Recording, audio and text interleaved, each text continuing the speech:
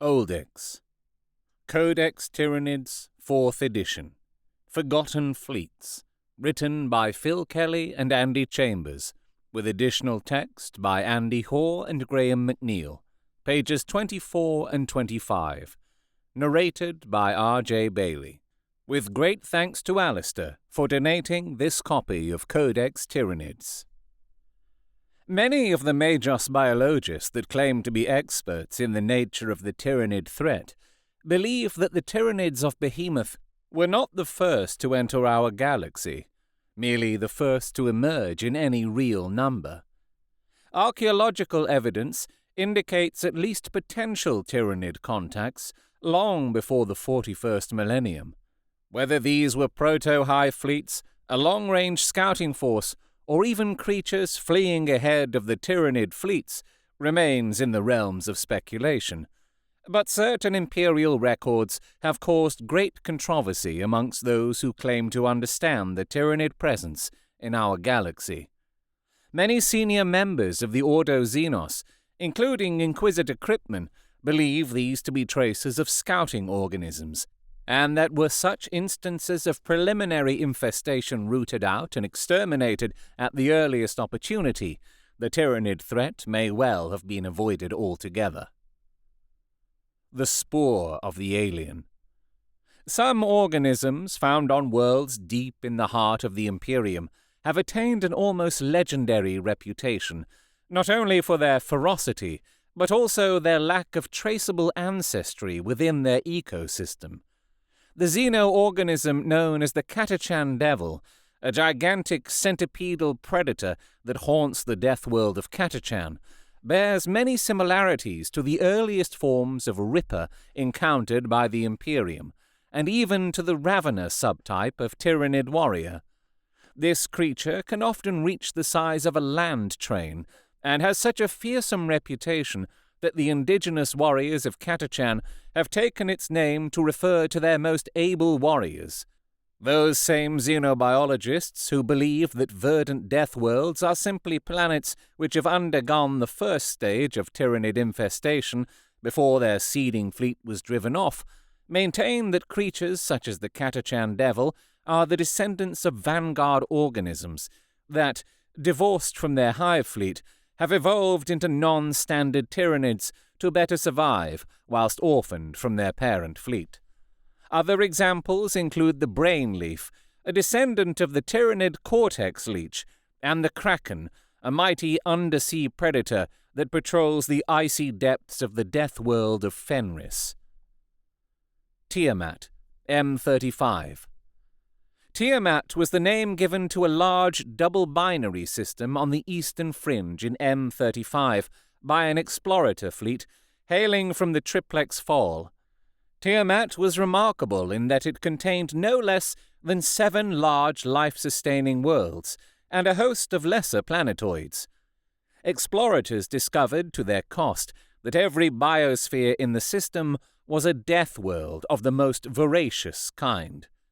Whether the prevailing climate was jungle, ice, or desert, or even airless rocks, a host of dangerous life forms swarmed, multiplied, and warred on each other with an uncanny intelligence which united them against man's intrusion with deadly results.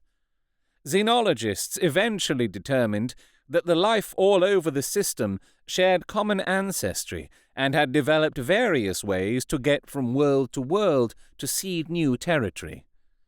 Realizing their own craft would be contaminated from entering the system by now, the explorators quarantined themselves in Tiamat. They were to survive and report for another 162 hours before succumbing to the lethal denizens of that fecund realm. Tiamat was systematically fusion-bombed on several occasions, but life was never extinguished there. It now lies within the area swept over by Hive Fleet Kraken, and as such its fate is unknown. Most theories about Tiamat place it as an implant probe, believing that some kind of Tyranid seed, possibly molecular-coded DNA, is responsible. By some means, perhaps cosmic debris or solar winds, the Tyranid seed was introduced to the system and spread of its own accord to form its own rudimentary hive mind and predator ecosystem. It is now believed the gene-stealer was introduced to the moons of Imgal from Tiamat, carried inside the hulls of the vessels that had been sent to destroy them. Ouroboros, M36. In M36, the then Cardinal of Thracian Primaris, Meriamulusus the Elder, recorded a history of the Legion of Ouroboros that plagued the Helican sector at an earlier age. The legion was described as being of winged entities aflame with infernal ague that descended from the heavens and ravaged the countryside, stripping it of life. Though easily mistaken for a chaos incursion at first glance, the deeper reading reveals details of attacks by monsters vomited from the bellies of great beasts which clouded the stars with their numbers. An analysis of the warlord titan Mechanica Cranus, a cited veteran of the Ouroboros Wars, reveals distinctive bioplasma scarring and pyroacid burns consistent with Tyranid weapons. It is believed the space wolves also have trophies of Tyranid-like bioforms dating from this epoch, including the so-called Kraken's Egg. The Cardinal attributes the Emperor himself with leading a crusade that caused the beasts of Ouroboros to fall upon themselves, culminating in a mighty 12-day battle over a warp rift dangerously close to the Eye of Terror. However, auger dating techniques place Cranus's battle damage as occurring post-heresy, making the Emperor's embodied presence extremely unlikely. It is theorized that some Tyranids were drawn ahead of the other fleets by treacherous warp currents and deposited at the Eye of Terror. This could explain the presence of Tyranid splinter fleets in segmentums other than Tempestus. Such creatures must have undergone extreme temporal distortion, mutation, and cannibalism en route. The postulation that they deliberately navigated warp rifts for this purpose is currently given no credence. Colossus, M38. Several large nomadic fleets of curious, conch-like spacecraft, apparently grown from stone, were sighted through the segmentum Tempestus and Ultima late in the 38th millennium, bearing many similarities to hive fleets. The centauroid creatures aboard them were known to communicate, albeit telepathically, with other races, unlike any other Tyranid organism before or since. The denizens of Colossus claimed to be slaves escaping their oppressors, but their frequent contacts with other alien races and attempts to settle in Imperium space caused them to be declared Xenos Horribilis early in the 39th millennium. The xenocidal 50-year Zoroastra-Attila Wars followed as the entire race hurled itself against humanity with terrifying ferocity, revealing their true, murderous nature. The last known Colossus vessel was destroyed by orbital defenses above Zoroastra in 22.M39. The impact of its shattered remains rendered the northern hemisphere uninhabitable until late in the 41st millennium.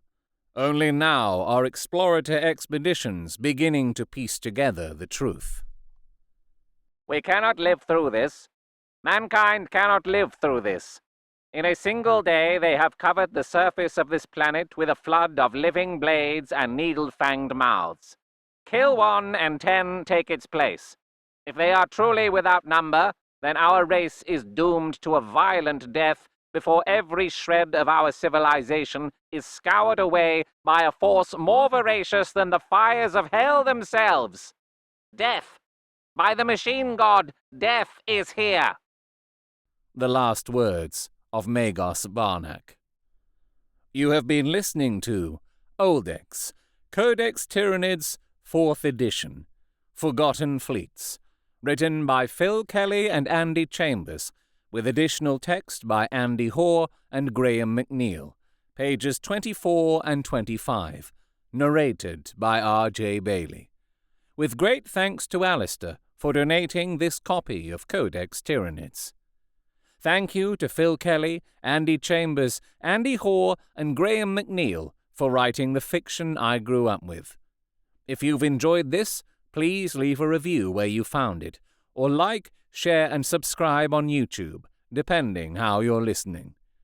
This production, like all of Oldex, is entirely unofficial and uncommercial, from an out-of-print publication, is a derivative work with all copyrights owned by Games Workshop, and is a celebration of the hobby and lore I grew up with. If you have suggestions for other old Codex fiction for me to narrate on this podcast, you can comment, contact me on Twitter @rjbailey, or email robertjbailey@gmail.com.